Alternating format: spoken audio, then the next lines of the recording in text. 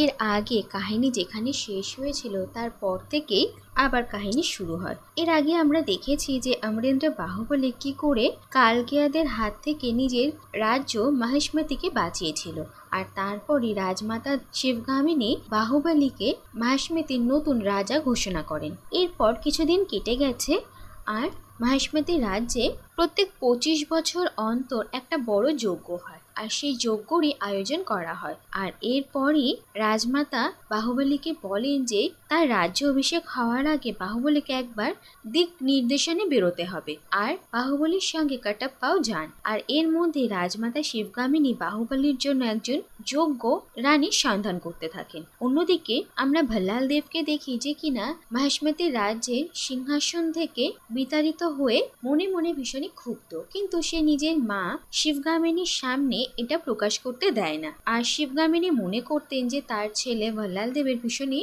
উদার মন। আর এরপর বাহুবলী আর কাটাপ্পা দিক নির্দেশনে বেরিয়ে পড়েন, আর অনেক রাজ্য ঘুরতে ঘুরতে তারা কুন্তল রাজ্যে এসে পৌঁছয়। আর এই কুন্তল রাজ্যেই প্রথমবার এই রাজ্যের রাজকুমারী দেবসেনাকে দেখে বাহুবলী ভীষণই প্রভাবিত হয়। আর এই রাজকুমারী দেবসেনার সামনে বাহুবলী হাবাগোবা হওয়ার অভিনয় করে, আর কাটাপ্পা বলেন যে তিনি এই শিবার মামা। আর এরপর তারা দেবসেনার কাছে রাজমহলে কিছু কাজ চান, আর এরপর দেবসেনা তাদের দুজনের ওপর দয়া করে তাদেরকে নিজের সঙ্গে রাজমহলে নিয়ে আসে, আর তাদেরকে প্রহরীর কাজ দেয়। কিন্তু বাহুবলীর বীরত্বের কিছু কিছু নজির দেবসেনার চোখে পড়ে, আর তার বাহুবলী আর কাটাপ্পার ওপর একটু সন্দেহ হয়।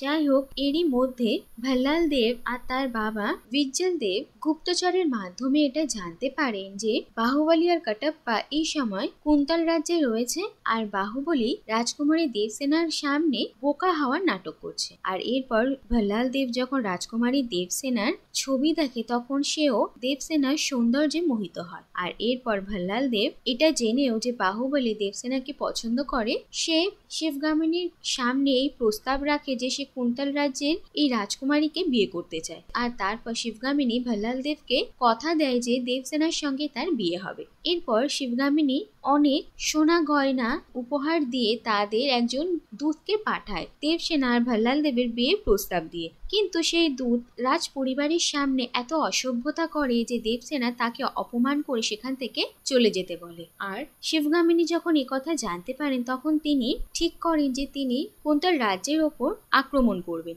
আর দেবসেনাকে বন্দি বানিয়ে নিয়ে আসবেন। কিন্তু তারপরই বিজ্জল দেব শিবগামিনীকে বলে যে বাহুবলী এখন সেই রাজ্যেই রয়েছে, আর সে বাহুবলীকে দেবসেনাকে বন্দি বানিয়ে নিয়ে আসার জন্য আদেশ দিক, আর শিবগামিনীও তাই করে। অন্যদিকে আমরা দেখি যে দেবসেনা এটা বুঝতে পারে যে শিবা একজন বীর পুরুষ, আর সে ধীরে ধীরে শিবা অর্থাৎ অমরেন্দ্র বাহুবলীকে পছন্দ করতে শুরু করে, আর বাহুবলীও এটা বুঝতে পারে। এরপরই একদিন বাহুবলী আভাস পায় যে কুন্তল রাজ্যের ওপর আক্রমণ হতে চলেছে, আর সে আর কাটাপ্পা দুজনে মিলে কুন্তল রাজ্যকে এই দস্যুদের আক্রমণের হাত থেকে রক্ষা করে। আর এরপরই বাহুবলী শিবগামিনীর নির্দেশ পায় যে কুন্তল রাজ্যের রাজকুমারী দেবসেনাকে তাকে বন্দি বানিয়ে নিয়ে আসতে হবে। আর এই কথা জানতে পেরে বাহুবলী ভীষণই অবাক হয়। আর এর আগেই কাটাপ্পার মুখ থেকে বাহুবলী মহিষ্মতি থেকে আসা বিয়ের প্রস্তাবের সম্পর্কে জানতে পারে, কিন্তু কাটাপ্পার এটা ভুল বুঝেছিল যে এই বিয়ের প্রস্তাব বাহুবলীর জন্য এসেছে। আর বাহুবলী দেবসেনাকে বলে যে তার মা তার খুশির জন্য সব করতে পারে, আর সেই কারণেই হয়তো তিনি দেবসেনাকে বন্দি বানিয়ে নিয়ে আসতে বলেছেন। আর বাহুবলী দেবসেনাকে বলে যে তার উপর বিশ্বাস রাখতে, সে তার সঙ্গে চলুক, কিন্তু সে কোনোদিনও দেবসেনার মান সম্মানের হানি হতে দেবে না। আর এরপর দেবসেনা বাহুবলীর সঙ্গে মহিষ্মতি রাজ্যে যেতে রাজি হয়ে যায়। আর এরপর কাটাপ্পা আর বাহুবলী দেবসেনাকে নিয়ে মহিষ্মতি রাজ্যে ফিরে আসে। আর মহিষ্মতি রাজ্যে এসে দেবসেনা শিবগামিনীকে কটু কথা বলার জন্য তার কাছে ক্ষমা প্রার্থনা করে, আর শিবগামিনীও দেবসেনাকে ক্ষমা করে দেয়। কিন্তু তারপরই এটা সামনে আসে যে আসলে দেবসেনার সঙ্গে বাহুবলী নয় বরং ভল্লাল দেবের বিয়ের কথা হয়েছিল। আর এই কথা শুনে সবাই অবাক হয়ে যায়। আর দেবসেনাও শিবগামিনীকে বলে একজন ক্ষত্রিয় নারী নিজের স্বামী নিজে পছন্দ করার অধিকার আছে, আর শিবগামিনী তার এই অধিকারে হস্তক্ষেপ করেছেন, সেটা তিনি ঠিক করেননি। আর এই কথা শুনে শিবগামিনী আবার রেগে যান, আর তিনি বাহুবলীকে নির্দেশ দেন যে সে মহিষ্মতির সিংহাসন চায় নাকি দেবসেনাকে। আর এরপর শিবগামিনী শিবগামিনীরই শিক্ষা মনে করে বাহুবলী বলে যে একজন নারীর মনের কথা না জেনে শিবগামিনীর নিজের ছেলেকে কথা দিয়ে দেওয়া উচিত হয়নি, আর এটা তিনি ভুল করেছেন। আর এই কথা শুনে শিবগামিনী ভীষণই অবাক হয়ে যান। আর এরপরই বিজ্জল দেব শিবগামিনীকে বাহুবলীর বিরুদ্ধে আরো বেশি খারাপ কথা বলতে থাকে। আর এরপর রেগে শিবগামিনী ভাল্লাল দেবকে মাহিষ্মতির নতুন রাজা আর বাহুবলীকে সেনাপতি ঘোষণা করেন। আর এরপর দেখা যায় যে বাহুবলীর দায়িত্বে ভাল্লাল দেবের রাজ অভিষেক হয় আর বাহুবলীকে সেনাপতি হিসেবে দায়িত্ব দেওয়া হয়। আর এরপরই অমরেন্দ্র বাহুবলী আর দেবসেনারও বিয়ে হয়ে যায়। কিন্তু ভাল্লাল দেব এখনো পর্যন্ত পুরোপুরি সুখী হয়নি। আর অন্যদিকে বাহুবলী আর শিবগামিনীর মধ্যে দূরত্ব দিন দিন বেড়েই যাচ্ছিল। আর এরপর কয়েক মাস কেটে যায় আর দেখা যায় যে দেবসেনা এখন মা হতে চলেছে। আর তার স্বাদের অনুষ্ঠানে রাজপরিবারের সবাই উপস্থিত থাকে। সেই সময়ে ভাল্লাল দেব বাহুবলীর কাছ থেকে তার সেনাপতির পদ নিয়ে সেতুপতি নামের আরেকজন কর্মচারীকে দিয়ে দেয়, যা দেখে দেবসেনা ভীষণই রেগে যায়। আর সে শিবগামিনীকে উদ্দেশ্য করে বলে যে রাজ পরিবারে এইসব কুচক্র হচ্ছে আর তিনি চুপচাপ তামাশা দেখছেন। আর এই নিয়েই তাদের মধ্যে আবার অশান্তির সৃষ্টি হয়। আর দেবসেনা ভরা সভায় সবার সামনে বলে যে প্রজারা এটাই চায় যে মাহিষ্মতির সিংহাসনে বাহুবলী বসুক, আর বাহুবলীকে সেটাই করতে হবে। আর এই কথা শুনে সবাই অবাক হয়ে যায়। যাই হোক, এরপর একদিন দেবসেনা রাজ মন্দিরে যাচ্ছিল আর সেতুপতি দেবসেনার সঙ্গে ভীষণই অসভ্যতা করার চেষ্টা করে আর দেবসেনা তার আঙুল কেটে নেয়, যেই কারণে দেবসেনাকে রাজসভায় নিয়ে আসা হয় একজন অপরাধী হিসেবে। আর এরপরই বাহুবলীও সেখানে আসে আর দেবসেনা সেতুপতির কাছে সব কথা জানতে পেরে বাহুবলী ঠিক করে যে সেতুপতিই দোষী আর সে ভরা সবার মাঝখানে সেতুপতিকে মেরে ফেলে, যা দেখে ভাল্লাল দেব আর শিবগামিনী ভীষণই রেগে যায়। আর রাজ পরিবারকে অপমান করার জন্য বাহুবলী আর দেবসেনাকে রাজমহল থেকে নিষ্কাশন করা হয়। আর এরপর অমরেন্দ্র বাহুবলী আর দেবসেনা রাজমহল থেকে বেরিয়ে প্রজাদের সঙ্গে সাধারণ জীবনযাপন করতে শুরু করে। আর চোখের সামনে প্রজাদের নানা রকম অসুবিধা দেখে আর এক এক করে সে সেই সব অসুবিধার সমাধান বের করতে থাকে। আর প্রজারা বাহুবলীকে আরো পছন্দ করতে শুরু করে, যা দেখে বিজ্জল দেব আর ভাল্লাল দেব বুঝতে পারে যে অমরেন্দ্র বাহুবলী যতদিন বেঁচে আছে ততদিন সে যেখানে থাকবে সেখানেই রাজার মতো থাকবে, তাই এবার তাকে মেরে ফেলতে হবে। আর এরপরই দেবসেনার একজন দূরসম্পর্কীয় দাদা কুমার বর্মার কে ব্যবহার করে তারা শিবগামিনীর সামনে এমন একটা ছবি তুলে ধরেন যে বাহুবলী ভাল্লাল দেবকে গুপ্ত হত্যা করে মাহিষ্মতির সিংহাসন দখল করতে চায়। আর শিবগামিনী এ কথায় বিশ্বাসও করে নেন আর তিনি ঠিক করেন যে বাহুবলীকে মেরে ফেলতে হবে। আর তিনি কাটাপ্পাকে বাহুবলীকে মারার আদেশ দেন। আর এই কথা শুনে তো কাটাপ্পা ভীষণই অবাক হয়ে যায়, কিন্তু রাজ আদেশ তাকে পালন করতেই হবে, কারণ এটাই তার কর্তব্য। আর এরপর কাটাপ্পা কালকিয়াদের বেঁচে থাকা কিছু সৈন্যদের সাথে তার যুদ্ধের কথা বাহুবলী জানতে পারে আর সে দেবসেনাকে কাটাপ্পার বিপদের কথা বলে তাকে বাঁচাতে চলে যায়। আর এরপর বাহুবলী আর কাটাপ্পা দুজনে মিলে কালকিয়ার সৈন্যদের সাথে লড়াই করে। আর এরপরই কাটাপ্পা বাহুবলীকে পিছন থেকে আঘাত করে আর এটা দেখে বাহুবলী ভীষণই অবাক হয়। আর এরপর কাটাপ্পা বলে যে এটা রাজ আদেশ ছিল।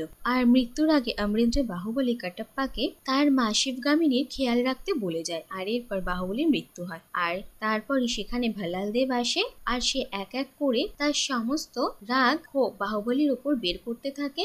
আর সে কিভাবে বাহুবলীর মৃত্যু শিবগামিনীর হাত থেকে করিয়েছে সে সবকিছু কথা বলে, যা কাটাপ্পা শোনে। আর এরপর সে ফিরে গিয়ে শিবগামিনীকে সব কথা জানায় আর শিবগামিনীকে বলে যে প্রচন্ড রাগ আর ক্ষোভে তিনি অন্ধ হয়ে গেছিলেন আর নিজের হাতে নিজের প্রিয় সন্তানের মৃত্যু ঘটিয়েছেন। আর এরপরই দেবসেনাও তার সদ্যজাত সন্তানকে নিয়ে নিজের স্বামী বাহুবলীর খোঁজে রাজমহলে এসে পৌঁছয়। আর দেবসেনাকে দেখে শিবগামিনী নিজের ভুল স্বীকার করে আর তিনি প্রজাদের সামনে বলেন যে অমরেন্দ্র বাহুবলী মারা গেছেন। আর এরপর অমরেন্দ্র বাহুবলী আর দেবসেনার ছেলেকেই তিনি মাহিষ্মতির নতুন রাজা বলে ঘোষণা করেন আর তার নামকরণ করেন মহেন্দ্র বাহুবলী। আর প্রজারাও তাদের নতুন রাজাকে পেয়ে খুব খুশি হয়। এরপর সেখানে বিজ্জল দেব আর ভাল্লাল দেব আসে আর শিবগামিনী তাদের দুজনকে বন্দি করার আদেশ দেন, কিন্তু প্রথমেই সব সৈন্যরা ভাল্লাল দেব আর বিজ্জল দেবের সাথে ছিল আর তারা শিবগামিনী আর মহেন্দ্র বাহুবলীকে মারার চেষ্টা করে, কিন্তু শিবগামিনী কোনো রকম ভাবে কাটাপ্পার সাহায্যে মহল থেকে বেরিয়ে যায় আর জলপথে অনেক দূর পালিয়ে যায়। কিন্তু পালানোর আগে ভাল্লাল দেব শিবগামিনীকে তীর ছোড়ে, যে তীরের আঘাতে তিনি নৌকো থেকে মহেন্দ্র বাহুবলীকে নিয়ে জলে পড়ে যান। আর তারপরেই সবার এটাই ধারণা ছিল যে শিবগামিনী আর মহেন্দ্র বাহুবলীর মৃত্যু হয়েছে। আর এরপরে ভাল্লাল দেব দেবসেনাকে বন্দি বানিয়ে নেয়। আর অন্যদিকে কাটাপ্পা নিজের কর্তব্য পালন করার জন্য ভাল্লাল দেবের এসব আদেশ পালন করা শুরু করে। আর অন্যদিকে আমরা দেখি যে শিবগামিনী কিভাবে মহেন্দ্র বাহুবলীকে নিজের প্রাণ দিয়ে রক্ষা করেছিলেন। আর এরপরই 25 বছর কেটে যায়। কাহিনী আবার বর্তমানে আসে, আর নিজের বাবা মা আর রাজ্যের সঙ্গে হওয়া এত অন্যায়ের কথা জানতে পেরে মহেন্দ্র বাহুবলী উর্ফ শিবা ঠিক করে যে ভাল্লাল দেবকে মেরে সে এই সবকিছু প্রতিশোধ নেবে আর মাহিষ্মতি রাজ্যে আবার শান্তি ফিরিয়ে আনবে। আর এরপর কাটাপ্পা তার সৈন্যদের আর প্রজাদেরকে তৈরি করে,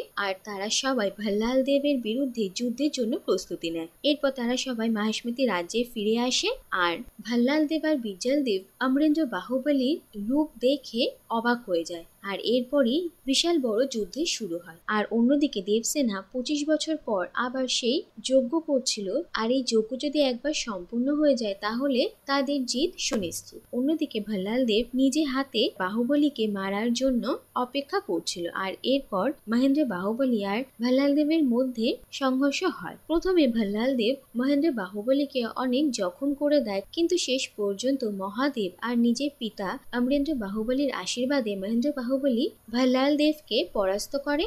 আর এতদিন ধরে দেবসেনা ভাল্লাল দেবের জন্য যে চিতা সাজিয়েছিল সেই চিতাতেই তাকে ফেলে দেয়। আর এরপর দেবসেনা সেই চিতাতে আগুন লাগিয়ে দেয়। আর এইভাবেই ভাল্লাল দেবের মৃত্যু হয় আর মাহিষ্মতি শত্রু মুক্ত হয়। এরপর দেখা যায় কিছুদিন কেটে যায় আর মহেন্দ্র বাহুবলীর রাজ্য অভিষেক হয়, আর দেবসেনা হন মাহিষ্মতি রাজ্যের নতুন রাজমাতা। আর মহেন্দ্র বাহুবলী আর অবন্তিকারও বিয়ে হয়ে যায়। আর মহেন্দ্র বাহুবলী মাহিষ্মতি রাজ্যের সমস্ত প্রজাদের সামনে রাজ্যের শান্তি আর শৃঙ্খলার শপথ নেয়। আর এর সঙ্গে এই কাহিনীটা এখানেই শেষ হয়ে যায়।